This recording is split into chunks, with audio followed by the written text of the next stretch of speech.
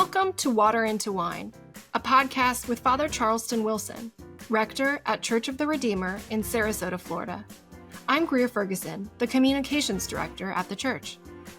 Father Charleston is a priest, husband, father of two, Anglophile, sock enthusiast, Motown fanatic, and proud native of Linden, Alabama. Oh, and a wine connoisseur. We're sitting down to chat with him about how to invite more grace into your life, how to develop a deeper relationship with God, and how to enjoy a great glass of wine. We're meeting at the intersection of music, faith, wine, and a good helping of modern cultural references. Put it all together, and we're telling the story of God's love and bringing it to life in a fresh way. Join us right here for casual conversations with your spiritual sommelier. Today we are talking about weakness, and to start the conversation, we're opening a bottle of wine.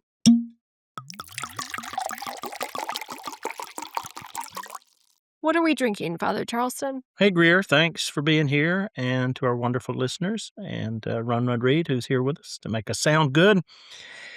I have no idea what we're drinking, to tell you the truth, because Okay. I have never heard of this wine. I don't know how this wine appeared in my life. I don't know. This is the first wine I've ever had from this region in my entire life. Wow.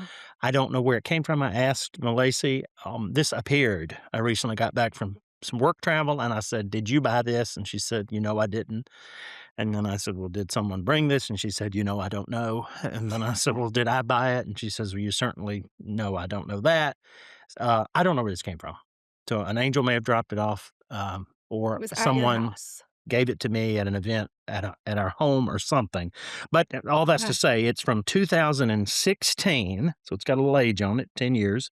Ventisquero Glacier Las Terrazas Vineyard. It's a single block Pinot Noir, and wait for it, drum roll, from, of all places, from the Leyda Valley, which is in Chile. Mm. Now, I don't associate it. They do make lots of Pinot Noir in the San Antonio region of Chile, but you associate mostly other grapes with Chilean wine. But they do make, obviously, Pinot there. Now, I love maps, and the book that I wanted to get you a copy of, but I decided not to spend that much money on you. The book from Madeline Phuket, who I think is the best wine cartographer and illustrator ever to live. Also founder of Wine Folly. If you Google anything about wine, the Google aggregator will put her product, Wine Folly, will put it always in the top 2 or 3. And her whole meaning in life is to make wine approachable, fun, and understandable. Oh, neat. So I've got her map here. I love a good map. Okay. It's my one map rant of the episode. Here he goes with the And maps I want to again. show you on the map kind of where this region is.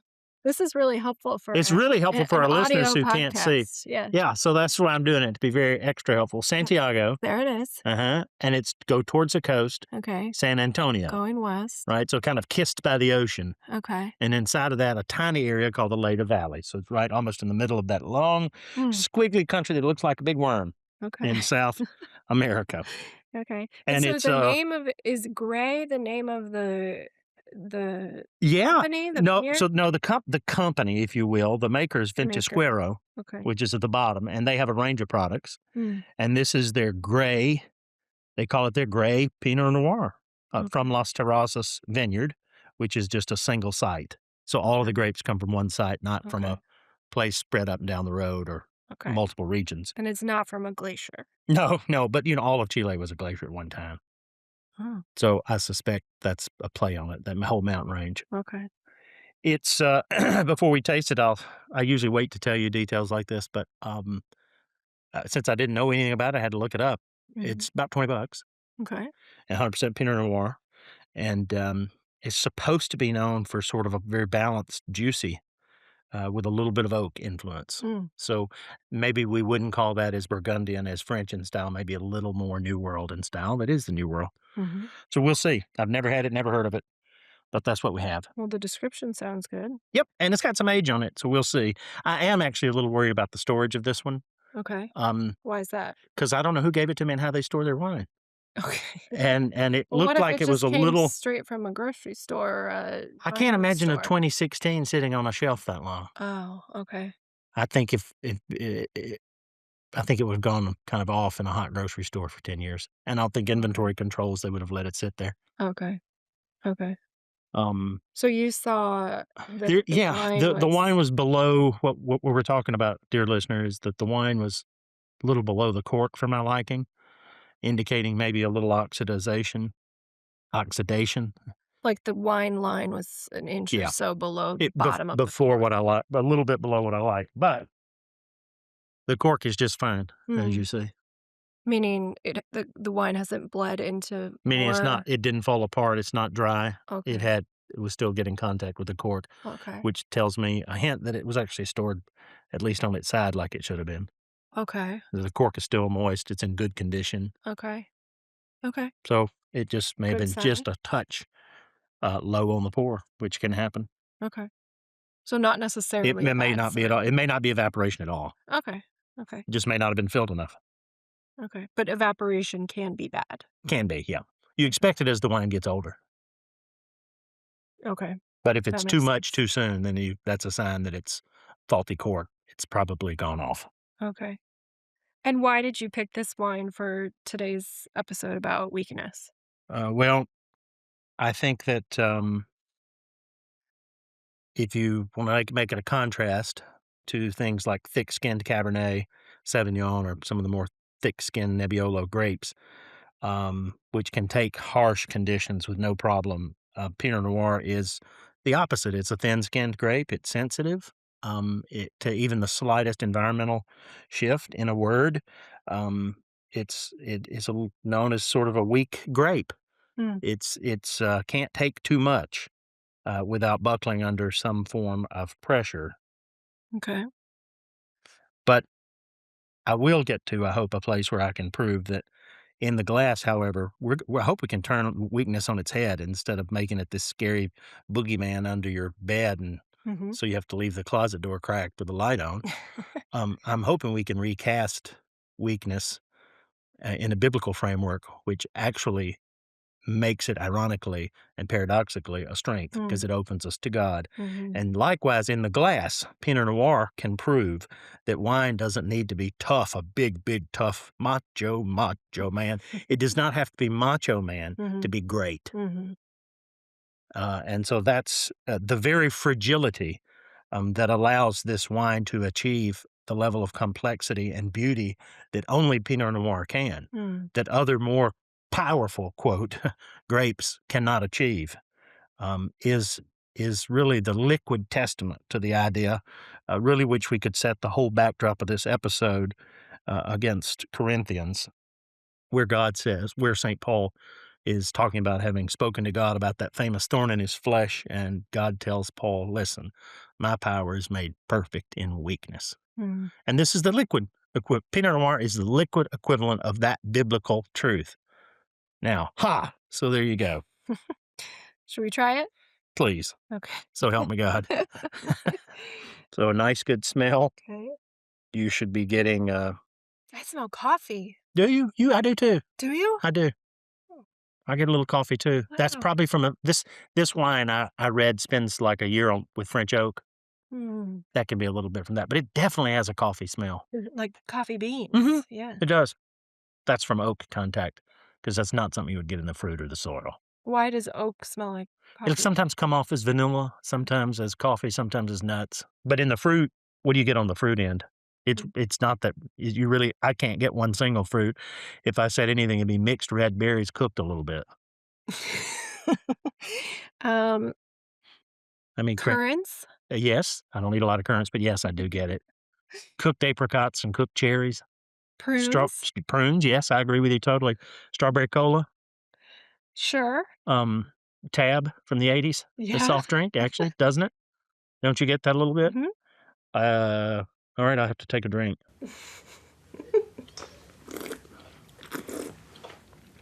It's actually delightful, Yeah. very delightful, Hmm. and it's got age on it, and you can tell the age a little bit if you notice it gets a little orange at the tint. If you tilt the glass, Yeah. that's a tip off that it's getting some age to it as it develops. Age meaning good It's or older. bad, It's or old, so it's just maturing. is what it This is? wine has matured, and it's lovely. Mhm. When I first opened it, I was a little nervous, as I mentioned, that it was gonna have gone off, but it hasn't. And this would be a great wine with, fish, pasta, lean meats, creamy soups. Okay.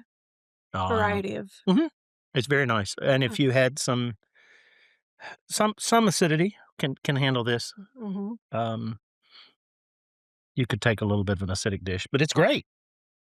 So I think the person who gave this to you should come forward. I would like the real Slim Shady to please stand up because I and I don't it did not come with a card or anything, so I Mhm. can't do anything except in this very public forum say, "Thank you, Jesus, and thank you, kind soul who made this manifest in my house," And and I'm really thankful for it. if you And would you like introduced to me to a new section in my wine map book, yeah. which really delighted me too. Madeline Phuket, one of my heroes. And if you wanna come forward If you wanna and come forward, reveal there's a your yep, identity, you can email yes, podcast@redeemersarasota.org. please do. And we will 'Cause you can't get apparently I did, because when I Googled it to find out the price, uh-huh.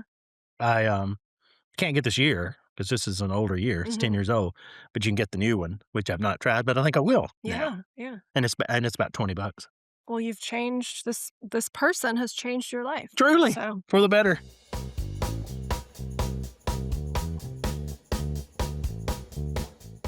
well, and as Father Charleston mentioned, our topic today is weakness. And we're talking about how there's strength in weakness and how realizing our own limits can bring us closer to God. And I thought it might be fun to start off our discussion about weakness with a question that's asked so often in job interviews that it's basically become a cliche. And we are going to have Father Charleston answer it for us. So here's the question: Okay. what would you say is your biggest weakness? When you have so many, you really can't you're Right. not Yeah, real sure. we don't have Well, unlimited yeah, time there here. is a time here before they shut down the airwaves permanently. Um, I suppose I'm probably not alone, but if I had to sum it up, of course, I think way too much about myself. Hmm. And I am too much in the center of my own world and life. I think the Bible calls that pride, and it's been around since the fall. Um, and I think too much about, I replay or imagine scenes in my head of what I should have said or what I want to say. And the problem is I'm like in the center of all those scenes.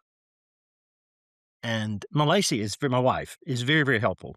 Um, she can tell when I'm doing that, like thinking that I'm like replaying the whole meeting. Mhm. And she's like, Charleston, just stop. Nobody thinks about you as much as you do. And really, I mean, it sounds critical, but it's true. Yeah. And it's really a great reminder to be like, okay, dude, check yourself before you wreck yourself. But it's a great weakness that many of us have, that the thoughts are too much with me, too much with you in the center. Hmm. And really, we need to be on the periphery and try to put others in the center. Malaysia is so great about within a minute of having met someone for the first time. She asks a wonderful probing question that gets them talking about themselves, Hmm. because she rightly says also, she says people love to talk about themselves. Mhm. So just get them talk. And she doesn't really like talk about herself. She's one of the people that really doesn't. They're Mhm. few in number, frankly. Yeah. I guess there couldn't be two of us in our house. We'd probably kill each other. Now that I think of that out loud, that she it gives her lets her off the hook Mhm. also, so the other person can start talking. Hmm. But it's a great weakness. I love there's a quote. I'm going to botch the quote, but it's Pope John Paul the 23rd, who or John the 23rd said, or Paul the 23rd. Why can I not get my people right? Vatican II. Um, and I can't help you. I'm gonna botch the quote, but it was something like, and this is good for when you think the world depends too much on you. Mhm. He said, "You know what I do every night? I look up and I say to Jesus, Jesus, it's your church. I just turned the lights out. You take it tonight."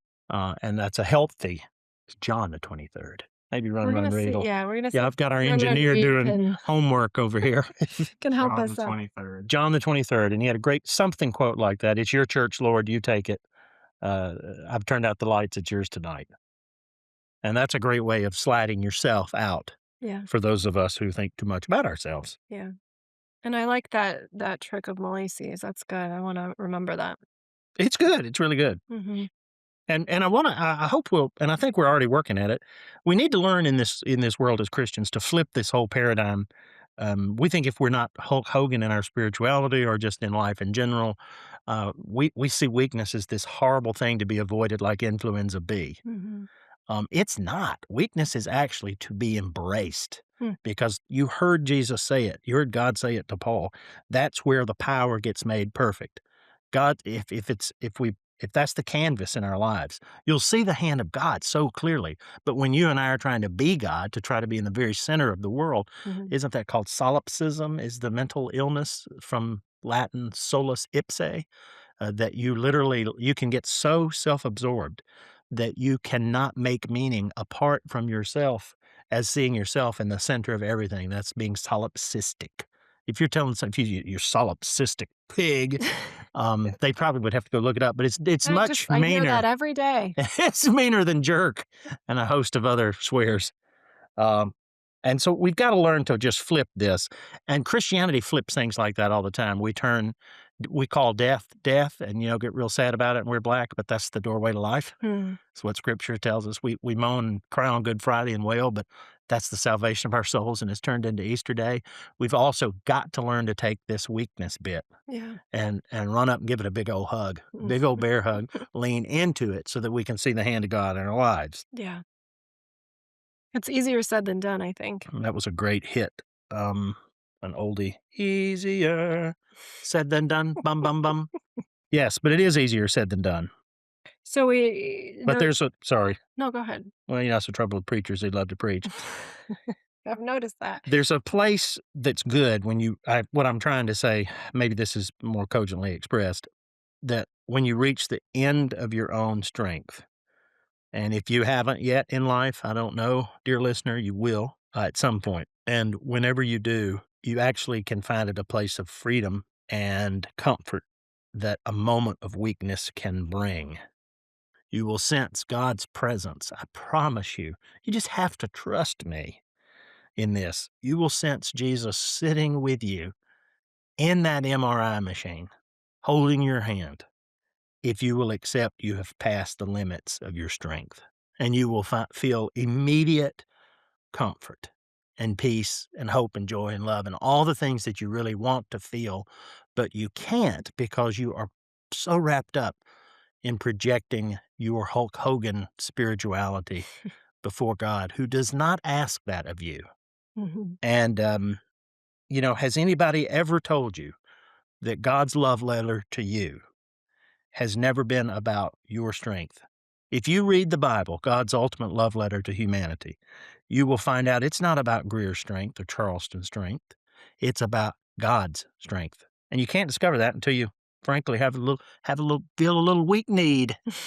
So why doesn't God just give us the strength to handle things ourselves? Well, what he wants more than anything is for us to come to know and love him. Mm. And this is yet one more pathway. Mm. It's the same with all the great things with repentance. We get to return to the Lord. Mhm. Sometimes people make fun of Christians always asking for forgiveness, but for us, it's a great joy Mm. because it's a pathway to the heart of the Father.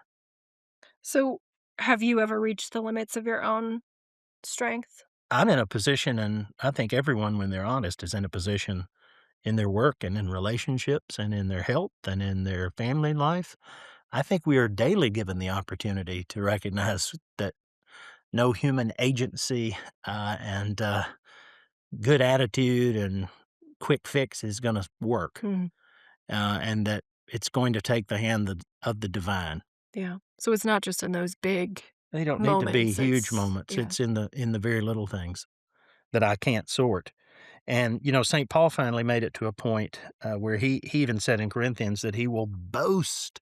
He said, "I will gladly, not just I will boast, I will gladly boast of my weaknesses." And why? Why did he say that? He goes on to say, "So that the power of Christ might dwell in me." Mm. That's the pathway to the power of Jesus. And he had a horrible life.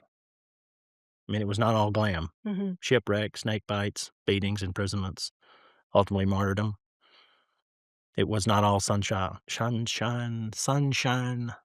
rainbows, and lollipops. Is that Leslie Gore, 67? Something like that. So, is the key in those moments, just praying more, asking for more help? I don't really think so. I mean, the prayer is nice, but it's gotta be the prayer of acknowledgement. I don't think it's a prayer of petition. Mm, I don't think it's a prayer of, "Lord, give me the skills or give me the words." I think we're almost back to my weakness that I was talking about, where the problem with that is that's still about me. yeah. I don't really have the words I wanna articulate. We probably should bring on a guest, who could say it better than I. I know someone actually who's written a lot about embracing weakness, but, it's and he would say it's through weakness, not strength, that we meet God. So if the prayer turns out, "Give me more strength, give me more strength, give me more strength," have you noticed how many me's are in that prayer? Right, yeah. And that's the age-old problem. Mhm. You've gotta learn to embrace it. So what should we do when we're feeling weak and powerless? Give thanks to God's the first thing, because you're about to see God do something amazing. You've been given a chance to trust anew. By doing that, the old cliche, but it's not a cliche. God's rope's at God's office is at the end of my rope, rather. Mhm. That means walk on in the door. Get out of yourself. Get out of your own head and step into my car. That was a wonderful 80s hit. But that's what God is basically doing, is saying, step into my office. Mm, Come into my arms. mm. Jesus, take the wheel. Yeah, Jesus, take the wheel, which is a great one. Not that wheel, Jesus, with the back wheel of the car going off. And you know who really got this, in addition to Paul and many of the great saints, and many of the most peaceful people you know today, Greer, Mhm. is Mother Teresa. And I've just found a quote, thanks be to Saint Google, and she said, "I don't think there is anyone who needs God's help and grace as much as I do." Mm, Now that's just on its own amazing. yeah, And then she said, "I feel so helpless and weak." And I'm so thankful she said that. That gives you permission, yeah, dear listener, and right. me permission. And because I cannot depend on my own strength, I must rely on Him 24 hours a day. Mm. If the day had even more hours, she said, then I would need His help and grace during those periods as well. And I think if you, what's the theme song to Monday, Tuesday, happy day? The old happy day. If you really want to have a happy day, that's it. Mm. And I guess St. John the Baptist summed it up, that I must decrease so He may increase. And so I want you to start thinking of weakness and embracing it as yet another gift, another avenue, another street, a boulevard, an interstate, a big highway, straight to the heart of your loving Father in heaven that He's given us. Just like He's given us the gift of repentance, He's given us the gift of dependence, not independence, so that we can rest assured that He knows what's going on, that He loves us, and He's ultimately working something out, because He lives again in Kairos, which is God's time, and He's doing something wonderful. Why? Because God is love.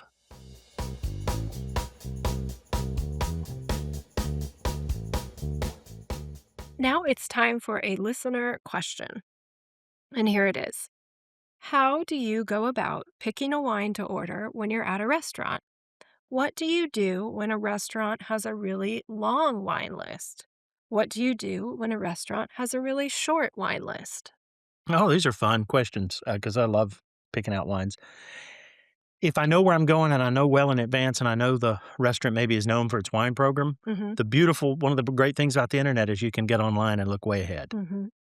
So you do Because your. I do my homework before I go Mm, a lot of times. One of the hard things otherwise, if you're there with a group and there's this Bible-sized wine list that gets dropped down at the table, yeah. you basically have to say, "Okay, I'll be back with you in 30 minutes," Yeah. by which time everybody's had 2 courses and they're impatient. In the old days, you could really take time and look at the wine and maybe start with a glass of champagne, have some conversation, then the menus are presented. Yeah. Not now, they want you in and out, Yeah. everybody's so frenetic. They want to turn the They tables. wanna turn the table. So, if it's a big list, I'm gonna do some homework. So I kind of have an idea of what they have. And then I'll know what people order and try to pair something. And I'll say, mentally, I'll have maybe a half dozen in my hip pocket Wow. ready at varying price points and styles. For yourself and others. Yeah, for others, so that I know.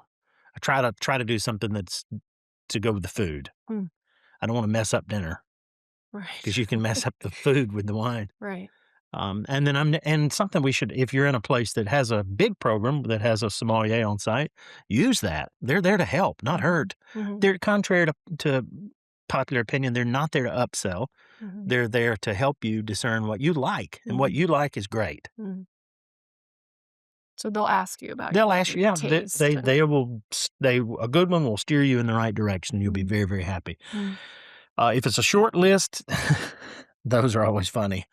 If it's really short and you're scared, or it's like on My Cousin Vinny, the movie with Joe Pesci, remember? And it's so funny. And he goes to the restaurant in Alabama and he says, "May I see the menu?" And he looks at it and it has 3 items: breakfast, lunch, and supper. And he looks at his watch and says, "I guess I'll have breakfast." Yeah. When you go to a place where it just says red, white, or sparkling, I have found you're probably safer getting white. And there's a trick that Dan Keeling taught me. Dan Keeling owns Noble Rod in Mayfair in London. He's a great wine writer, one of the greatest wine programs in Europe too. And he has a Noble Rod in Soho and one in the city on Conduit Street. Anyway, he and a journal that you can subscribe to for £14 a year, and they'll send it quarterly, and it's excellent. They mail it to America, and he just said, and don't forget when you get in a situation where there's red, white, sparkling on a list. Don't forget you can get some sparkling water, some ice, and go to that old white wine spritzer.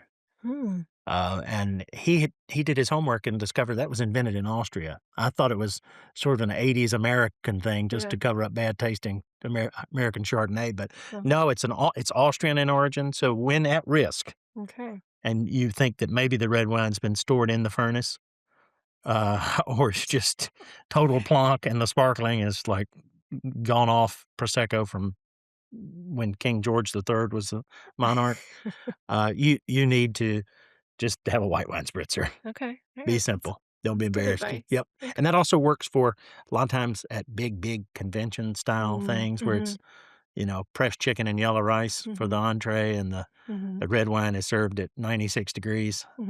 Go with the white wine and mix in a little sparkling water and ice. Okay. 60-40, and you'll be just fine. 60 sparkling water and 60. It was originally the recipe, I believe, according to Keeling, was 60% sparkling water, 40% wine.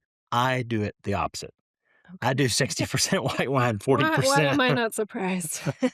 I do a little more wine than sparkling water. Or club soda. I'm saying sparkling water, but something sparkling that's dry. Okay. Well, that's a good pro tip. Yep, that's insider scoop, and I like it can actually save an evening that has horrible wine. Or this is an airplane trick too. Airlines are trying to develop some so-called premium wine options. But again, it's storage, and it's in a truck that could be, right. The truck that delivers the meals from they are refrigerated trucks, but the cart comes off the truck to go into the galley, and it sits there on the runway at the jet bridge in Atlanta in August when it's 106 in a metal box. Yeah. It's got a lot of stuff working against it. Right. They're trying to do it, but on airplanes that pretend to have premium, I usually drink champagne or a white wine spritzer, or frankly just go to booze. Another pro tip. But you're not going to always have that at a convention, right? Or a wedding reception. Right. We're into deep pro territory here. We really are. Yeah. What else do you want to know? Well, if you have a question for Father Charleston, you can email it to us at podcast@redeemersarasota.org, and we might ask it on the next episode. And do you have any final tasting notes to share with us about the wine we're drinking, or any final takeaways about what we've been talking about? I think I would say something more about the wine. It's really very soft and nice, and even I smelled a little bit of leather to it. Do you get that with your? Don't. Okay. Well, I got your coffee. Can't you go with my leather? Sure. Yes, I get the leather. Yes. Italian handbag. Yeah. Italian handbag. Now we're talking your language. I got you. It does smell like the inside of a fancy purse. Oh, yeah. It really does. Great one, Greer. It's good. I like it. To you. To your health. Cheers. Cheers. Thanks so much for joining us for Water into Wine with Father Charleston Wilson. We're looking forward to sharing more grace, more music, and more wine with you again soon. If you liked what you heard, follow the show on your favorite podcast platform. And if there's someone in your life, maybe a friend or a colleague or a family member, who might like to hear this episode, please share it with them. Water into Wine is produced by Church of the Redeemer in Sarasota, Florida. Audio engineering by Reed Corley of the Corley Company. Join us for our services, in person or via our live stream. And learn more at redeemersarasota.org/podcast. That's redeemersarasota.org/podcast.